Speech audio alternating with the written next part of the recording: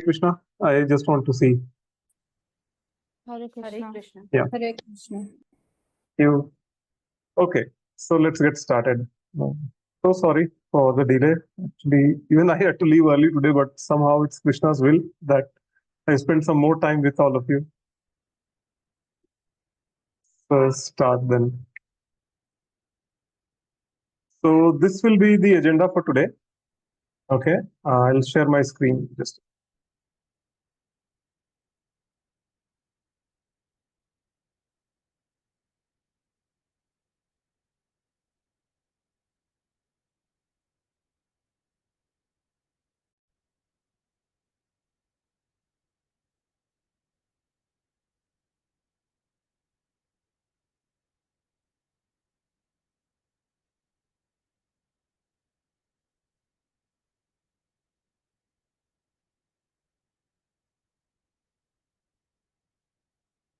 Are you all able to see the screen?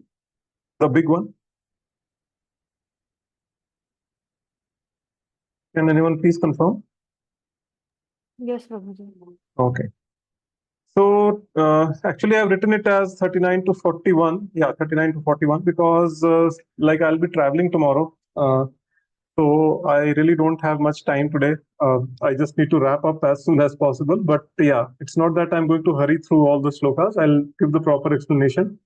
So we'll just cover 3 shlokas today, and all the 3 of them are very important ones. Okay, some really good lessons we are going to learn today, when we are discussing these shlokas. I think 3 very important lessons we are going to learn today. Okay, so very nice shloka. Then in the next session, I think we'll be ending up with chapter 1. So that's the good part. At least one chapter we were able to finish. Okay.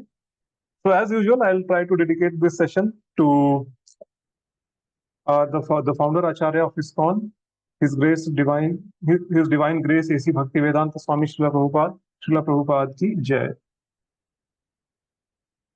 And whatever I'm going to speak, I'll just repeat what I have heard in the lectures of Srila Prabhupada. Whatever I am going to speak, I'll merely repeat what I have read in the books of Srila Prabhupada. And I'll merely repeat what I have learnt in the Guru Parampara and by my Siksha Gurus. So this will be the agenda. Like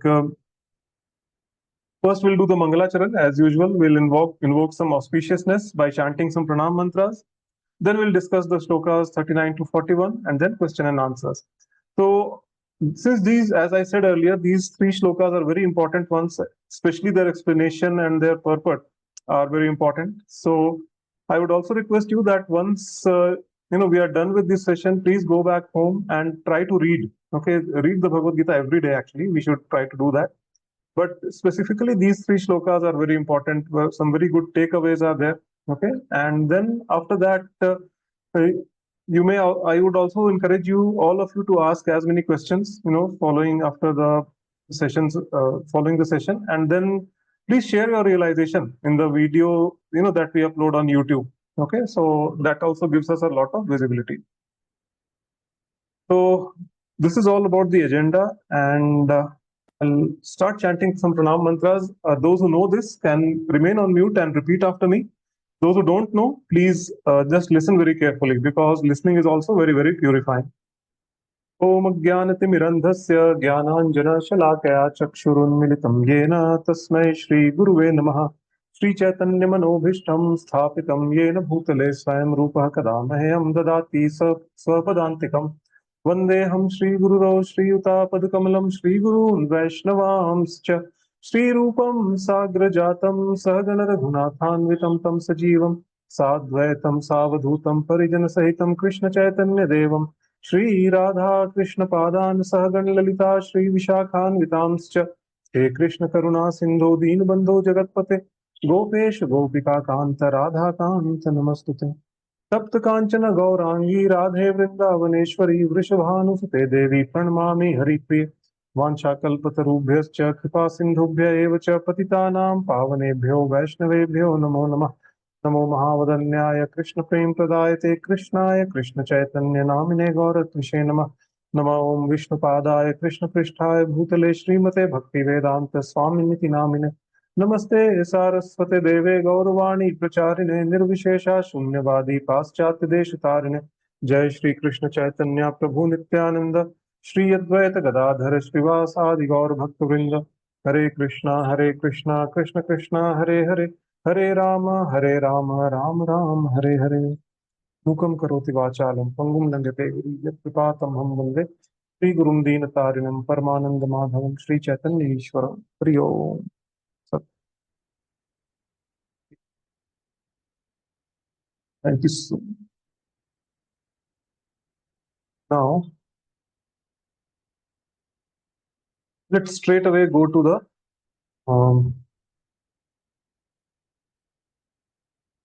slokas. I'll share my screen again.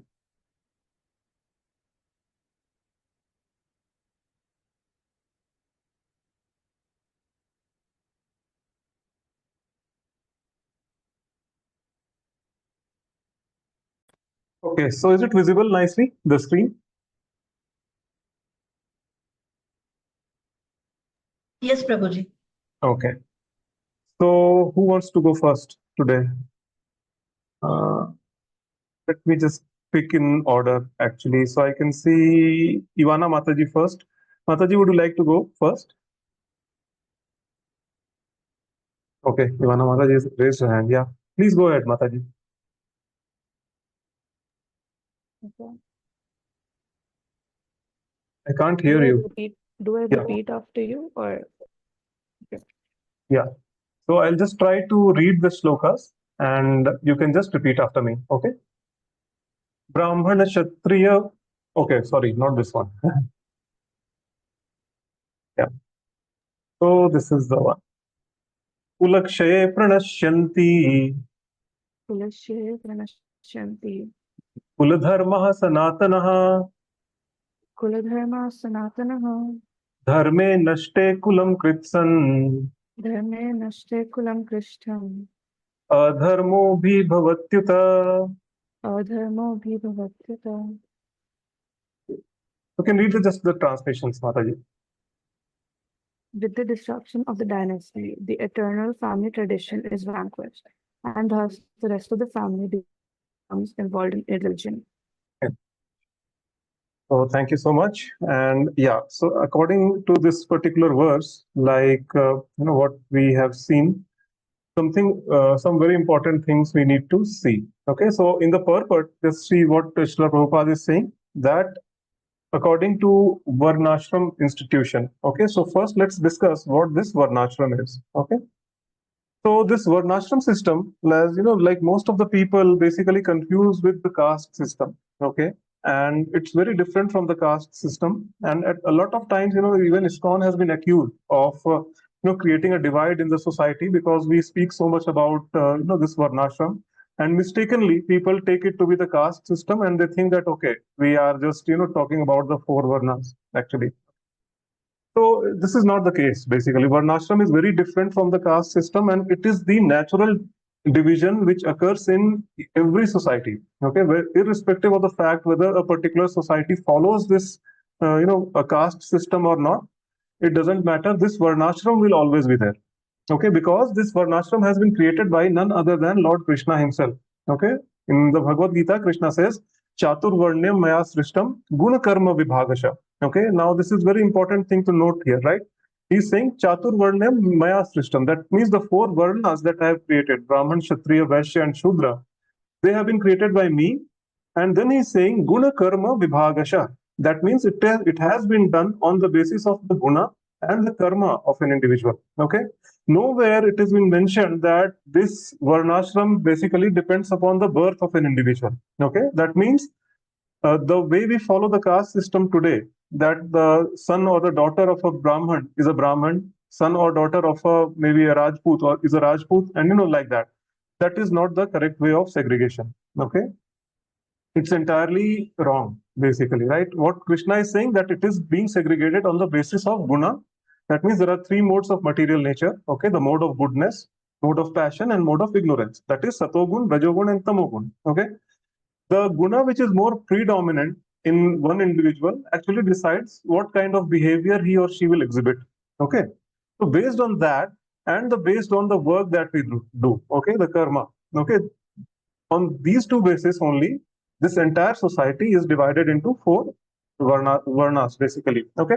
So irrespective of the fact that whether a particular society is following the caste system or not, these four divisions will automatically be there, okay. And just look around yourself and you will get the answer, okay. Like if you say, consider a group of people or maybe the society at large, okay, there will always be one certain group of people who will be, kind of a very intellectual class, okay, more inclined towards teaching and philosophy and, doing some intellectual stuffs, okay. Giving them a hefty increment in salary or, paying them good for what they are doing is not something, which will motivate them, okay. But anything which is very intellectual or, which is very, challenging to the brain, basically, right? That will actually excite them a lot. Okay, so that is basically, we can consider them as the Brahmanas. Okay, they are visionaries and they just look at the bigger picture of the everything. Okay, so those are the Brahmanas. Secondly, there will be a certain group of people who are natural administrators, okay, who are leaders, basically, who like to manage people. Like they thrive best when, they are given a few people to manage, okay, or the military men who are there, right, who are very skilled in military arts. Okay, so these kind of people will always be there. Okay, so they can be considered as the Kshatriyas. Then there will be a third group of people who have a very good business acumen, okay, who are very good at herding the cows, who are very good at working in the fields, okay, or getting the work done in the fields, okay, and all these things are there. They can make money out of, anything. Like they have such good business acumen that you give something and then they can convert it into a business, okay. So those are the Vaishya community, okay. And similarly, there is a labor class, basically, who work with their hands. They are very skillful with their hands, and they, like work, and then they support the other three varnas actually. And in this way, with mutual cooperation and the well-being, actually, this entire society actually flourishes. Okay, so this is the concept of varnas, four varnas. Okay. So we see that it is very different from the caste system that which is prevailing here. Caste system has actually caused only divide in the society. Only if the people who are only the people of society, they identify their true varna, they start acting accordingly, and then they start cooperating with the people of other varnas, then all the problems of the society will be resolved. Okay, so it is as simple as that. Similarly, there are four ashramas. Okay, so what are these ashramas? If we suppose consider that the human lifespan is of 100 years, okay, so we can divide it into four parts. The first 25 years is supposed to be the brahmacharya ashram, or the student life, okay, where the kid or the student or the teenager, like they are supposed to, at least in the previous yugas, there was a system of gurukul. They used to reside with their spiritual master and help him in the day-to-day activities like that. And then they also studied the Vedas, okay, from the spiritual master. So that was in the previous yuga, but at least in this yuga, what is there? The student class, that we can consider as the brahmacharya. But then the concept of brahmacharya has gone for toss these days. Like that is a separate topic of discussion. We'll not deviate there. Okay. The second phase of life is from 25 to 50 years, which is the grihastha ashram. Okay, where or the family life, where the person enters into the family life, begets some children, and takes care of the entire family for the next 25 years. Okay. From 25 to 75 years comes the retired life or the vanaprastha ashram. Okay. And from 75 onwards to 100 years till the end of the life, basically, comes the renounced order of life or the sannyas ashram. Okay. In this sannyas ashram, the person actually 100% devotes himself to the service of the Lord, and he's fully, absorbed in the spiritual practices. Okay.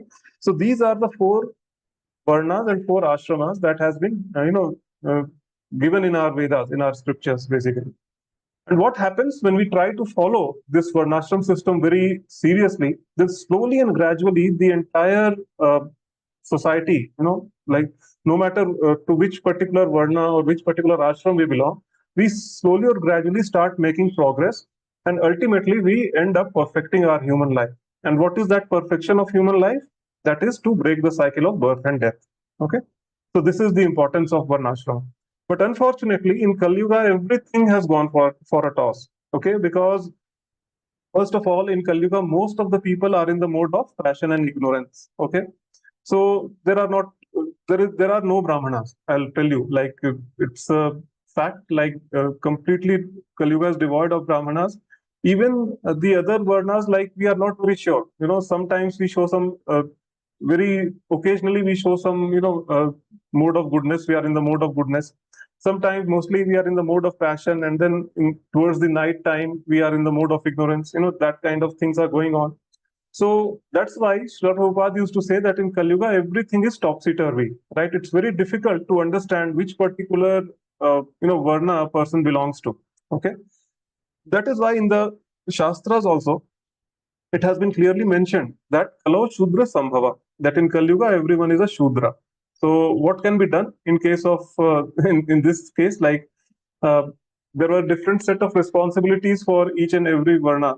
Okay, but we are not following them. We won't be able to follow them in this Kali Yuga. Okay, so the only thing that we can do is to chant Hare Krishna, Krishna Krishna, Hare Hare, Hare Ram, Ram Ram, Hare Hare.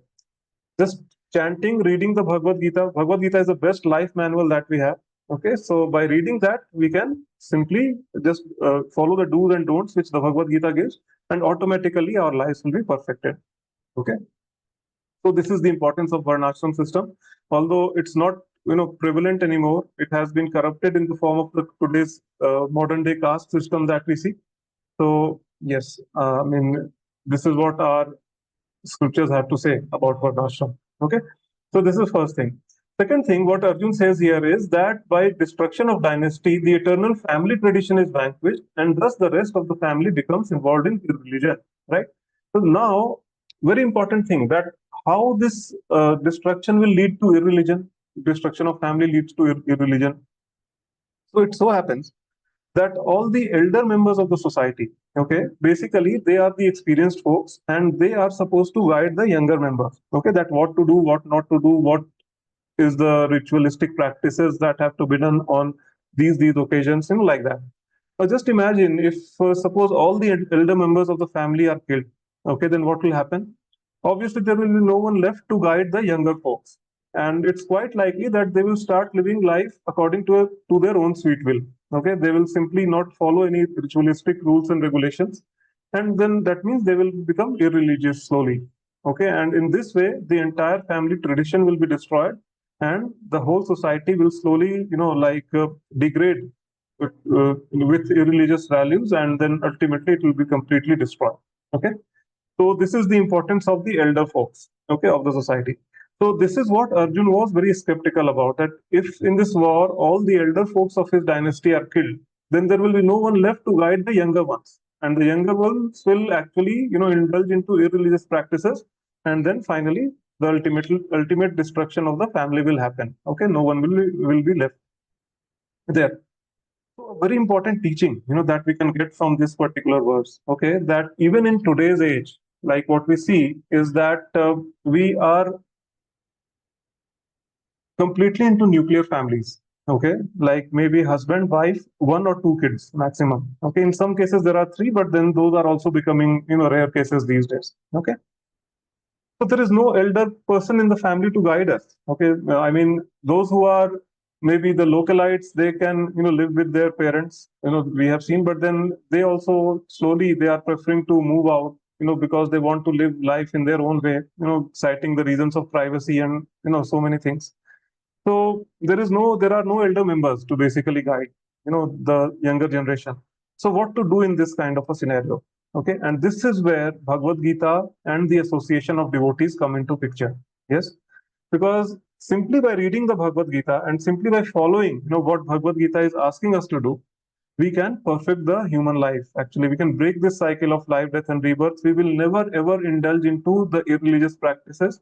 Every time we will, with full confidence, we will be aware of what has to be done as a part of religious practices or spiritual practices. Okay, similarly, the association of devotees, especially the senior devotees. Okay, if there are no elder members in our family to guide us, the senior devotees can actually guide us. Okay, what to do in certain situations. So this is why Krishna consciousness is so important. This is why association of devotees is so important, and this is why reading the Bhagavad Gita is so important. So this is one very important takeaway from this particular verse. We'll move on to the next verse. I'll share my screen again. Please note down the questions. We'll take it towards the end of the session.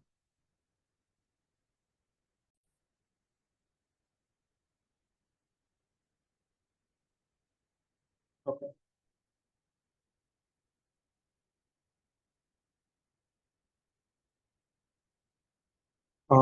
Ishita Mataji, will you be able to read? Yes, Prabhuji, I can read. Okay. So I will just read and you can just follow after me. Adharmabhibhavat Krishna Adharmabhit bhavat Krishna pradushyanti kulastriyah pradyushyanti kulastriyah trishu dushtashu varshneya shritu dushtanti varshneya jayate varna sankarah. jayate varna shankarah. Yeah, just read the translations, Mataji. Purport I'll explain. When irreligion is prominent in the family of Krishna, the women of the family become polluted. And from the degradation of the womanhood, O descendant of Krishni. Vrishni, one comes unwanted progeny. Progeny. Okay. Thank you so much, Mataji. Another very important verse. Okay. We'll see line by line like how it is so important. So first of all, Varshneya. Okay. So here Arjun is addressing Krishna as Varshneya. So this is another very, like what to say, an indirect reference to what Arjun is giving to Krishna. Okay. And we'll see that is also very interesting. First, let's start with that. So in the previous verses, we have seen that Lord Krishna is actually addressing Arjuna on several occasions as Partha.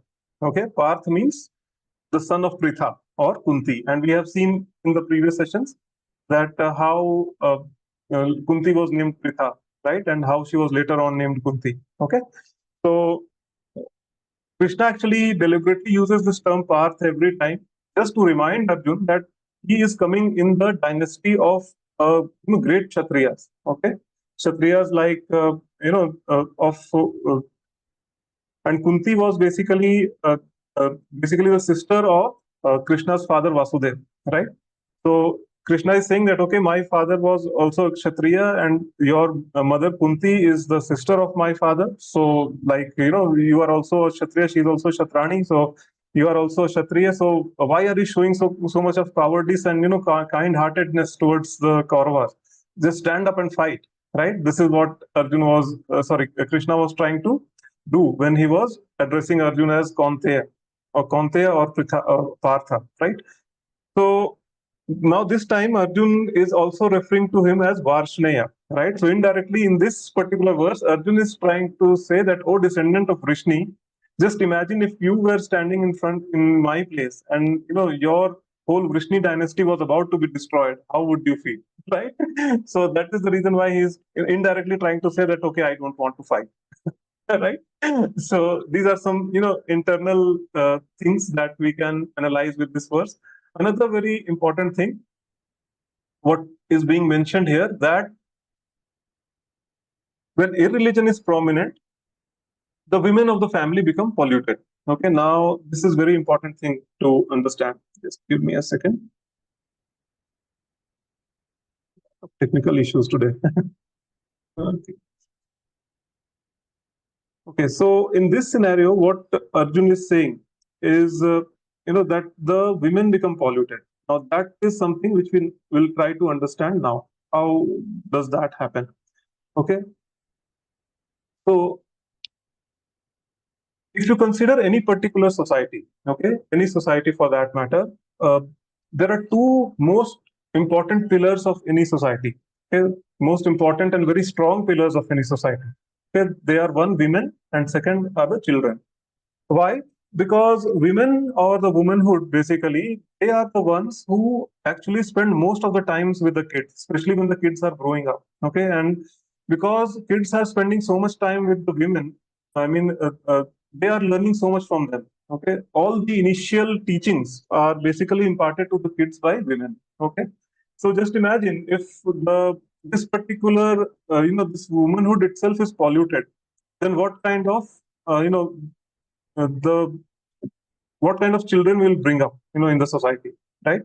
And the second pillar is the children, because they are the future of the society. Okay, so whatever education they receive, whatever teachings they receive, basically that will be reflected in their behavior once they grow up. Okay, so now most important thing here.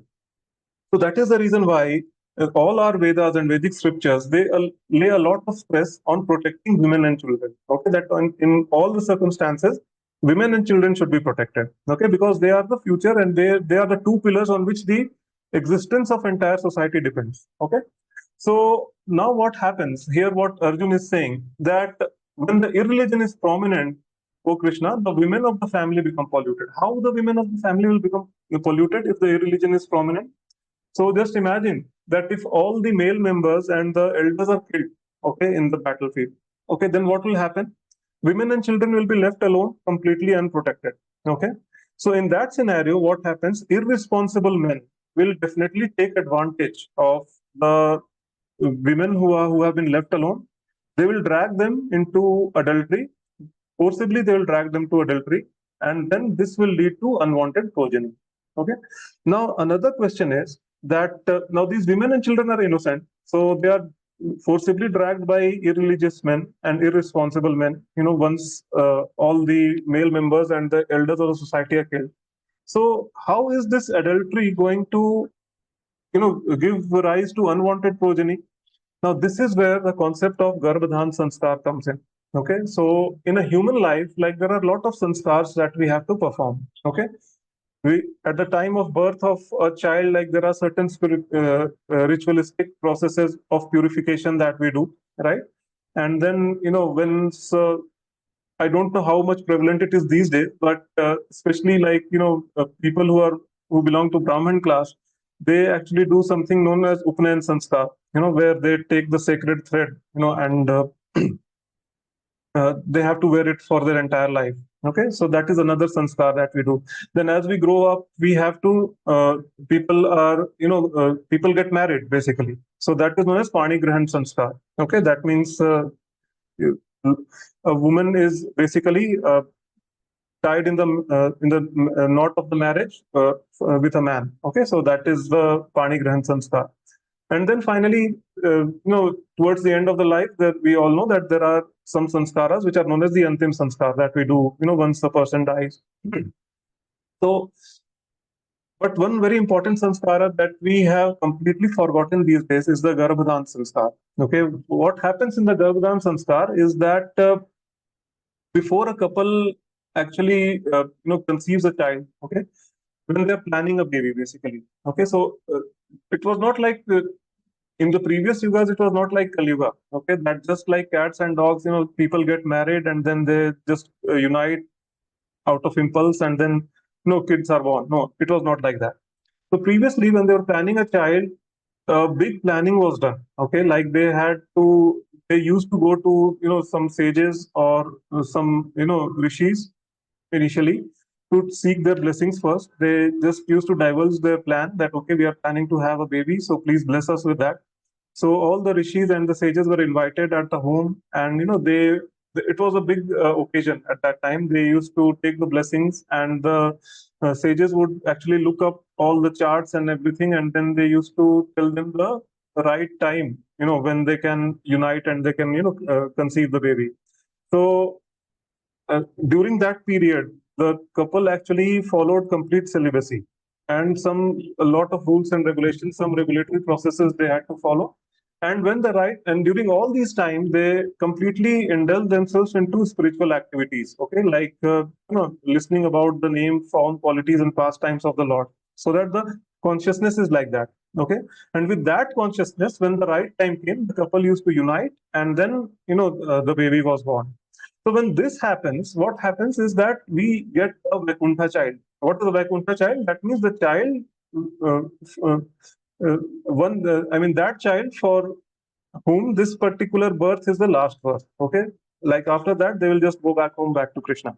Okay, so such a soul actually enters the womb of the mother when the proper Garbhadhan Sanskar is done. And these child are absolute gems. Okay, they are all rounder in every field. Like whether it's the field of studies or like social interactions or sports or whatever, they will simply excel at everything.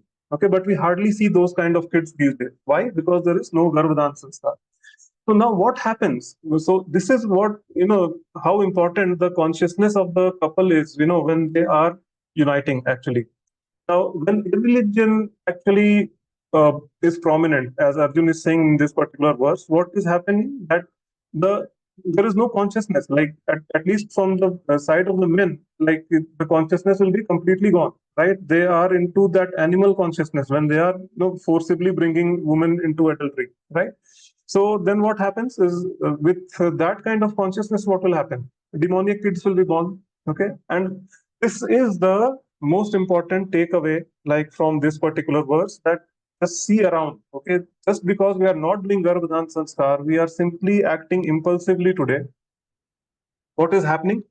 We are just, like the couples are mating like, cats and dogs, and just see the kind of offsprings they are, are being produced these days. Like they are absolutely demoniac. I mean, I'm sorry that I'm coming very hard on, the kids of today, but then we are seeing this animal consciousness that we have. Okay. And slowly what will happen, that this population will go on increasing. Okay. This is the, what to say, verdict of Srimad Bhagavatam, actually. In Kali Yuga, this is the kind of, offsprings will be produced and the religion will prevail in the entire society. Okay. So it's very important that we do this Garbhadhan Sanskar, and all these Kon temples, like if, you can just spread the news amongst your friends and family that if anyone is interested, they can just, contact any Kon temple near them. It is being done in all these Kon temples actually. Okay. That is one takeaway. Another important takeaway is that what Srila Prabhupada writes here, that the Varnashrama religions principles were so designed that good population would prevail in society for general spiritual progress of the community. Such population depends on the chastity and faithfulness of its womanhood. Okay, so that means if a woman, and I have, I think, stressed on this particular point in my earlier sessions also, that the biggest power of any married woman, okay, is the chastity towards her husband and towards her family. Okay, with that, actually, just see, like, what I always cite this example of Gandhari. What could she do? She completely transformed the body of her son Duryodhan, into something as strong as a Vajra. Okay, so just because of her chastity towards her husband, right? Her husband was blind. Okay, he was not a very good person, but Gandhari knew what the Stri Dharma was. That okay, now that I have been married to this person, I have to remain chaste. So what she do? She started wearing a blindfold for her entire life. That if my husband is blind, I will also not see anything. Okay. So with that, just see that the kind of power she amassed during all those years, that just by, glancing at her son, his entire body was, transformed into something really, really strong. Okay. And had it not been for Lord Sri Krishna, I think Duryodhan would have actually beaten him in the last that Tada Yuddha that happened between the two of them. Okay. So this is the importance of chastity. But then, if you see in today's prevalent society, what is being prevalent, the living relationships are prevalent. And again, a lot of times the so-called liberals have accused ISKCON of, that why is ISKCON so, narrow-minded? Why they have so, retrograde thinking? Okay, why do they speak so much against the living relationships which are there? Okay, when we go to the ISKCON temples, why is it that the women and men are allowed to sit, separately? Why is not, free mixing or free mingling of men and women are there?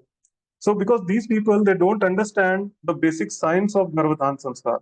Okay, not you tell me that if a woman like is living in having a lot of living relationships, like she's sleeping with multiple men, okay, before ultimately getting married, or similarly a man is sleeping with multiple women before getting married.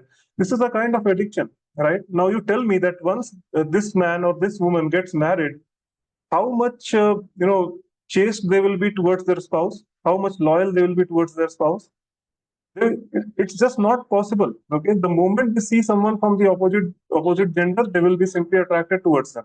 Okay, so that chastity is not there. Then what will happen? Again, that animal consciousness is there, and with that animal consciousness, what will happen? Unwanted progeny. Okay, irreligious offsprings will be there. Correct.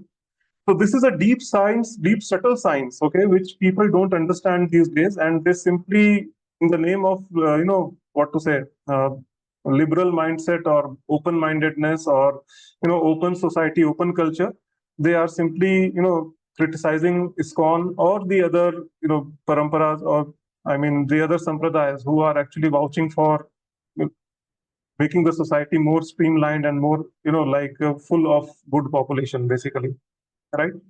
So this is the sad reality of the society today. One very important takeaway which we can take out from this particular shloka.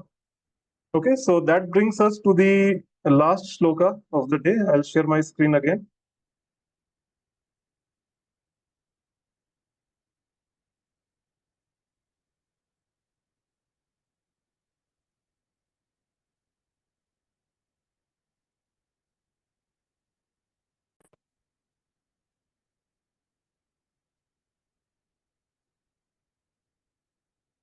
Okay.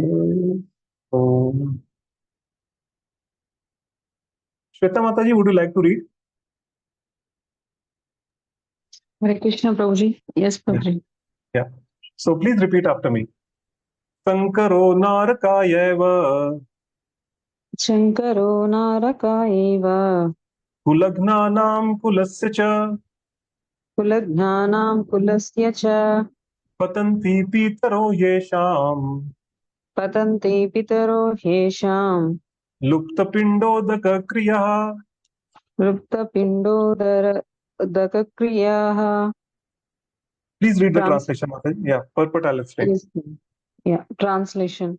An increase of unwanted population certainly causes hellish life both for the family and for those who destroy the family tradition.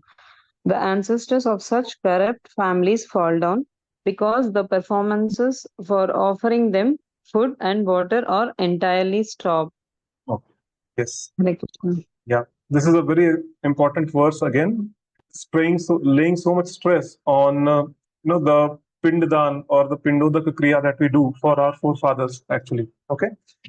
So Pindodaka is what it means is Pinda means food and Odaka means water. Okay. So it is a general practice in India that specifically we have seen this mostly in the one particular month which is known as the Pitri Paksha, which is somewhere in autumn around September or October, towards the last week of September or first week of October it is observed. And I think it's 15 days of lunar calendar. Okay, it's there. And during these 15 days, we generally offer this food and water, which is known as the Pindada, to our ancestors, okay, or to our forefathers. So this is a very important practice that we have to follow without fail for each and every one of us. Why? Because this is what it is mentioned in this particular verse. Okay. So what Srila Prabhupada is saying, according to the rules and regulations of fructive activities, there is a need to offer periodical food and water to the forefathers of the family. This offering is performed by worship of Vishnu because eating the remnants of the food offered to Vishnu can deliver one from all kind of sinful reactions. So one very hilarious thing I can recall that there was one person actually. So what they were following, so they didn't believe in these things much. So yeah, but at least once in a year they used to offer something to their forefathers. And what was the criteria of the offering was that whatever that person used to like when they were alive, they used to offer the same things. So there was, so his grandfather, he was a big time drunkard and ate a lot of meat. So they always offered him meat and wine every year. So this is what happens, when the irreligion prevails in the society, as Arjun was saying in the previous verses, right? That we just start following whatever we think is right, basically, without considering or without consulting the scriptures. Okay, so this is not correct. Okay, we have seen here, like in the purport of Srila Prabhupada, what he is mentioning, that only food and water offered to Lord Vishnu or Krishna, okay, that can relieve a person from all sinful reactions. Okay, so that is what we actually offer, when we are doing that Pindodaka Kriya. Okay, so we chant some mantras as an offering to Lord Vishnu, and then we offer that to. Now, why this is so important? Again, we'll see. When the remnants of these foods are offered to the forefathers by descendants of the forefathers, they are released from ghostly or other kinds of miserable life. Now, just consider that it might be that all our forefathers may not be very pious people. Okay, they might have committed some sinful, activities or other. And in general, in Kali Yuga, especially, like we all are sinful. Okay, until and unless we are chanting the Hare Krishna Maha Mantra, it's very difficult to relieve yourself from the sinful reactions, because this material world is designed in such a way that you are bound to commit sins. Okay, even with the food that you eat, you are actually committing sin, because we are actually, consuming a life, right? Whether you are a vegetarian or non-vegetarian, doesn't matter. Okay, you are consuming a life, so that sinful reaction will be there. Okay, and for that you will have to suffer. So just by offering that food to, Krishna, before we, honor it as a prasadam, what we are doing, we are making it karma free. Okay, that is one thing. And similarly, by chanting the Hare Krishna Maha Mantra, we are simply getting rid of all the sinful reactions which are there. So these two things are very, very important. Eating only prasadam, and secondly, chanting the Hare Krishna Maha Mantra. So what happens is that if someone is, have had done very, sinful activities in the when they were alive, basically, so obviously they might have got a birth in some, miserable state, in a family which is in a miserable state, and they might be suffering a lot, in that birth. Or if the sinful reactions are very high for that individual, they might even not get a gross body at all. They might be, moving around like ghosts and spirits, and that is, trust me, one of the most miserable, conditions to be in. Okay, because what happens is that all your desires will be there. Okay, the desire to gratify your senses will be there. You will feel hunger, you will feel thirst, you will, like anything material desires that we have, everything will be there, but we will not have a body to satisfy those desires. Just imagine how miserable condition that is, right? So they might be stuck in that kind of forms. Okay, if they had been very sinful. So this Pindodaka Kriya actually helps them to relieve themselves from those kind of miserable situations, and ultimately get a good body, at least. Okay, if not human body, and then progress from there. Okay, so this is very important, and under no circumstances we should skip this particular offering that we do every year to our forefathers. Okay, so this is very important for any progressive society. Okay, and why do we offer these things? Like, one can argue that, okay, when that person was alive, I don't even know. I mean, apart from my father and grandfather, I don't know, like, who my great grandfather was, or who people, before him were, right? So why should I even care for them? Okay, what is the point of, offering food and water to those people whom I don't even know? Okay, so this is where our Vedic scripture, what our Vedic scriptures tells us. Okay, Prabhupada is citing a very nice shloka that in general we are indebted to six people. Six people we are indebted to. I'll just try to find that shloka and read it out. Yes. It says, Devarshi Bhutapta Nrinam Pitrinam Na Kinkaro Nayam Rinicharajan Sarvatmanaya Sharanam Sharanyam Gato Mukundam Parihritya Kartam. Which means anyone who has taken shelter of the lotus feet of Mukunda, the giver of liberation, giving up all kinds of obligation, and has taken the path of in all seriousness, owes neither duties nor obligations to the demigods, sages, general living entities, family members, and humankind or forefathers. Okay, so there are six entities whom we are always indebted to, right? One is a Deva, Devarshi. So Dev means the demigods, Rishi means the sages, Bhuta means all the other living entities which are around us. Okay, Apta, that means our family members. Nridam means other human beings around us. Okay, and Pitrinam, which is our forefathers. Okay, so six entities we are always indebted to.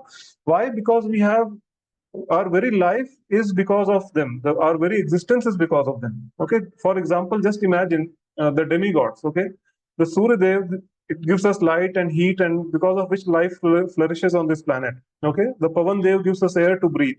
Okay, Varun Dev gives us the water. Okay, Indra gives us the rains. Okay, so similarly, sages are there. Okay, other living entities are there, right? For example, plants, like if plants are not there, what will we eat? Okay, so we are so much indebted to them, correct? Similarly, other Nirinam, our family members, they do so much for us. Okay, so we are indebted to them. Now, if we try to get rid of the debt of each and every of these entities, then it will take us till almost eternity, right, to get rid of all the debt. And with every birth that we take, we will be indebted even further. Okay, then what is the solution? So it is said here, Sharanam Sharanyam Gato. That means you take the shelter of whom? Mukundam. Okay, that means Vishnu or Krishna. Okay, so with that, what will happen, and follow that in all seriousness. Okay, what will happen? That means parihritya kartam. That means the human, he has no duties or obligations after that. Okay, that means if you are just surrendering yourself to Krishna, you are just following Krishna consciousness very seriously. You are not indebted to anyone. You are not liable, to pay any debts, repay any debts to anyone. Okay, otherwise, you just imagine, say for example, the demigods. What can we do for them? Okay, what can we do for Pavan Dev, or what can we do for Varun Dev, or what can we do for Sun God? Nothing. We can absolutely do nothing to give them back for what they are giving to us, right? So just only thing is to take shelter of Lord Krishna and just chant Hare Krishna Mahamantra very seriously, follow Krishna consciousness very seriously, and that will actually free us from all the debt. And not only that, as we have seen in the previous verses, that our upcoming generations will also become religious, and automatically the irreligion will go away. Otherwise, it's actually already predicted that over a period of time, this irreligiousness will actually prevail in society, and ultimately, Lord Kalki will come. Okay, but the good thing is that since Lord Chaitanya Mahaprabhu, the advent of Lord Chaitanya Mahaprabhu was just 500 or 550 years back from today. So this period is known as the golden period. From the appearance of Lord Chaitanya, from that particular time to next 10,000 years. So these 10,000 years, which we are living in right now, is the golden period. That means during this period, practicing spirituality is fairly simple. Okay. After these 10,000 years, there will be no Bhagavad Gita. There will be no serious spiritual practice going on. Okay. And it will be very, very difficult for people to believe in something like God. Okay. They will become complete atheists and irreligion will prevail. Okay. So in that scenario, even if someone wants to practice spirituality, they will not be allowed to do that. Okay, so we are very, very fortunate that we are in this golden period where practicing spirituality is so easy, and it has been made even easier by Lord Chaitanya, simply chanting Hare Krishna Mahamantra, Hare Krishna, Krishna Krishna, Hare Hare, Hare Ram, Ram Ram, Hare Hare. So just keep doing this, and perfect your human life, okay, by breaking the cycle of birth and death. Okay, don't wait for the next lifetime, because we don't know where we will land in the next life. Okay, so just as Prabhupada used to say, just hold on tight to my dhoti and I'll take you back. Okay, so with that mood, I would like to pause here, and I would like to open the stage for the questions. Any questions, any realizations that all of you have, please? Okay, Ishita Mataji is having a question. Please, Mataji, go ahead. So, Hare Krishna Prabhuji. Hare Today's Krishna. discussion was really something very relatable, what you explained us today. Yes. There were few questions that when I was hearing, I was concentrating. Unfortunately, I was concentrating more on the questions than trying to listen to you, understand to you. Yeah. These are so materialistic that this happened. So I'll go from the last thing that we discussed to the first thing. Okay. So we spoke about polluting the women. We spoke about elders who can guide us on different things. Now we also discussed about the families are getting smaller. Yes. So at this stage, we as a family, I mean, I am living with, so ours is also a nuclear family. So taking my example, yes, for anything, we rarely reach out to our parents thinking that they are old. absolutely. Even if the solution that we receive from them is not something that may be suitable for us. Could be if they were in a situation, it would have been suitable to them. That's the first thing. Correct. And sometimes, I mean, from a very personal experience, I'm sorry to disrespect anybody here, but Mhm. out of, I mean, really sorry about that. That's not my intention. Mhm. But my personal experience goes that it's better that we solve the problem among both of us, me and my husband, so Mhm. that it doesn't have to reach anybody else, because Mhm. what will they do except for Mhm. just worrying about us? They Mhm. are old. Yeah, Second, this is not about the general day-to-day problems that we are facing, Mataji. Okay, I was talking about the spiritual practices that we do. Okay, at a lot of times, like for example, I'll give my example. Very recently, I lost one of my uncles actually. Okay, and what happened that we all know that when there is a death in the family, then there are a lot of spiritual practices that we have to do, religious practices that we have to do. Okay, and to our surprise, if you see that and people from different communities are also called, they have to perform certain rites and rituals which are there. And when we called them, we were surprised to see that no one had any idea about what to do. Okay, कि अरे ठीक है जो मन में आए कर लीजिए बस श्रद्धा से करना चाहिए. No, it's not like that. Okay, so at these times, these are the times when we need the guidance of experienced folks, because they have done it already, they know the process, and then they can show us the right path. So this is the point where we are actually losing. When we are shrinking into a nuclear family, because there is no one left to guide us. Okay, so in that scenario, what we do, we take the shelter of the Bhagavad Gita and the shelter of the senior devotees. Okay, the devotee association. So together, like if someone is well read and well learned in our Vedic scriptures, they can give you the true guidance that okay, what can be done in this particular situation. Okay, it's not about day-to-day materialistic problems that we are facing. Yeah, that obviously we are good enough to handle that, and we should be doing that. We should not be troubling our parents for every small things, right? So it's about the big problems, or the especially the spiritual or the ritualistic practices that we do. In those terms, we need to get some guidance. Okay. So understood, Prabhuji. did I Thank answer, you. Mataji? Yes. Is I there had one yeah. more question, Yes, please go ahead. but I think Vasavi Mataji has also raised her hand. Would you Yeah, we'll like go to to her. take We'll one go to her. question? Yeah, we'll go to her first. You complete yours. Okay. The second question that I had was,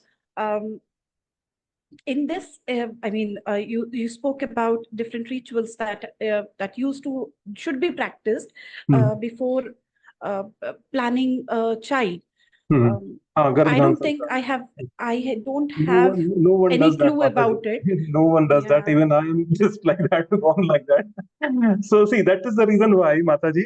Yeah. So now I think your question might be that what can be done now, right? Yeah.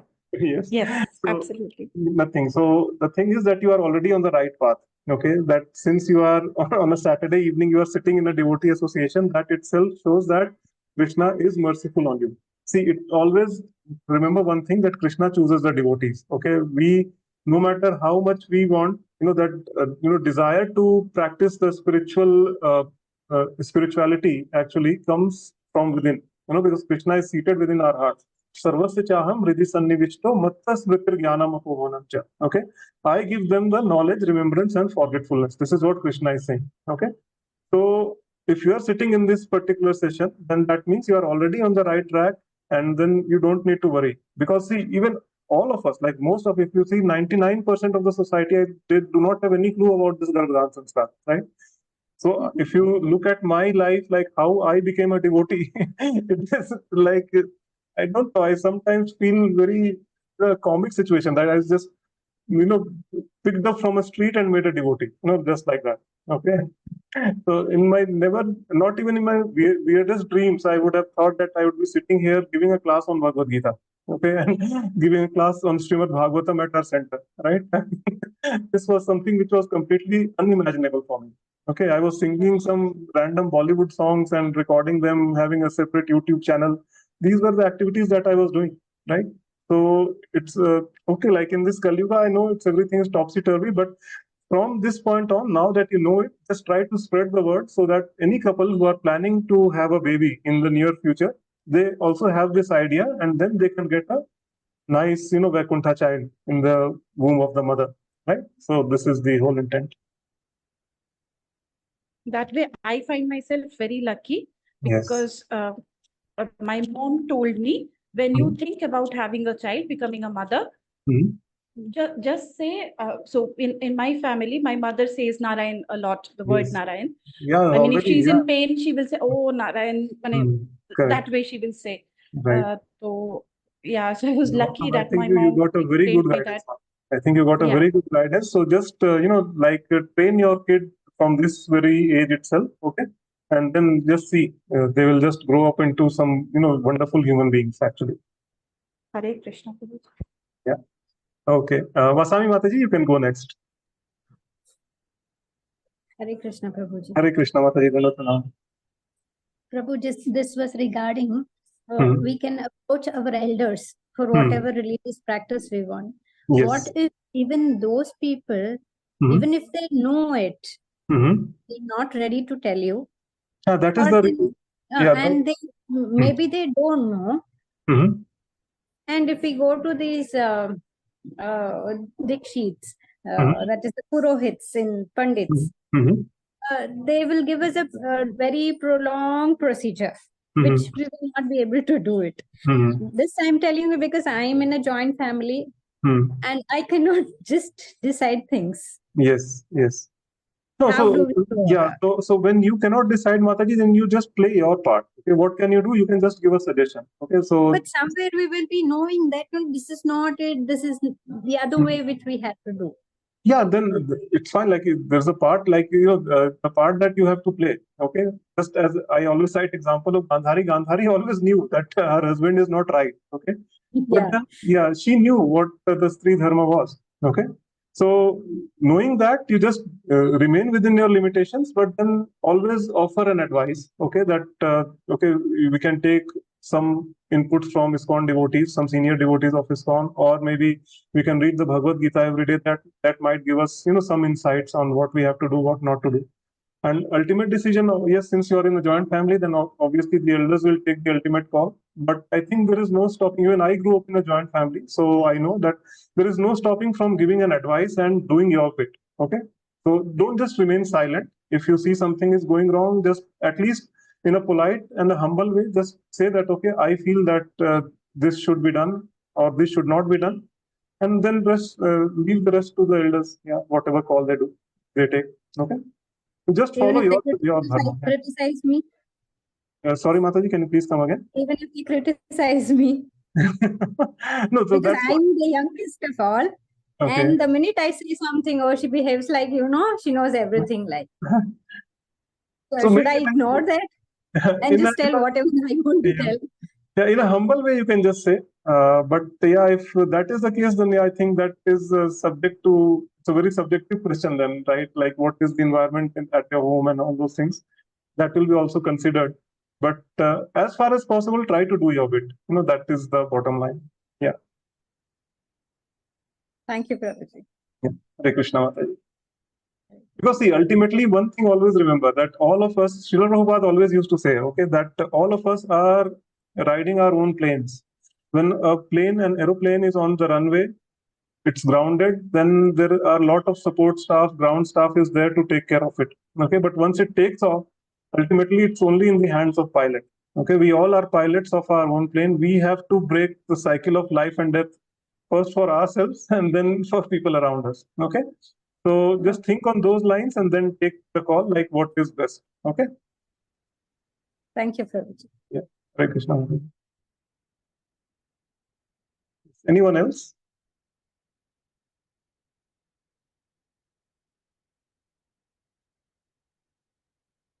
Okay. If not, then we can end this session because I'm in a hurry today. But yeah, it was really good to see all of you joining in on Saturdays. And just please, I think I'm really impressed by the attendance actually. Please spread this word. Try to bring in more people. Okay. I'll be happy like if we go beyond 15 and then beyond 30. Right. We want to just keep growing. Just tell them that okay, we have just started. We are on chapter 1 only.